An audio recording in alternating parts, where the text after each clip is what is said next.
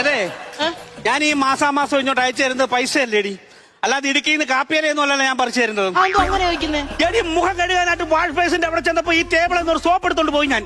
അത് പറയുന്നില്ല, എത്ര വെള്ളം തളിച്ചിട്ട് ഇത് പറയുന്നില്ല. ഈ പറയുള്ള ഒരു സോപ്പ് വാങ്ങിച്ച് വെക്കണ്ടേടി, മണവുമില്ല ഗുണവുമില്ല, ഇടയ്ക്കിടയ്ക്ക് ലൈറ്റ് മാത്രം കത്തുന്ന ഇത്രയും വിലയുള്ള സോപ്പ് എന്തിനാ? 25,000 രൂപ വാങ്ങിച്ച ഐഫോൺ 2 വെള്ളത്തിൽ സോപ്പാന്ന് കാണിച്ചു. കുരുവില്ലയോ ഈ മീശെങ്കിലും കൃത്യമായിട്ട് പഠിച്ചു വെക്കാൻ നിങ്ങൾക്ക് കണ്ണുണ്ടല്ലോ. സ്റ്റേഡിയത്തിന് പുല്ല് പറിക്കാൻ പോലും ഇത്ര കൃത്യതയില്ല. ഇത് പറിക്കുന്ന നിങ്ങൾക്ക് എന്തുകൊണ്ട് ആ സാധനം കണ്ടില്ല? 25,000 രൂപ ഞാൻ കുടുംബശ്രീയിൽ നിന്ന് ലോൺ എടുത്ത് നിങ്ങൾ തന്നെ ശമ്പളം കൊണ്ട് അടച്ചോണ്ടിരുന്നതാ. ഞാൻ എന്തോ ചെയ്യും ഇനി? എത്ര രൂപ? എത്ര എന്തിനെ? 25,000 രൂപ. 25,000 രൂപ?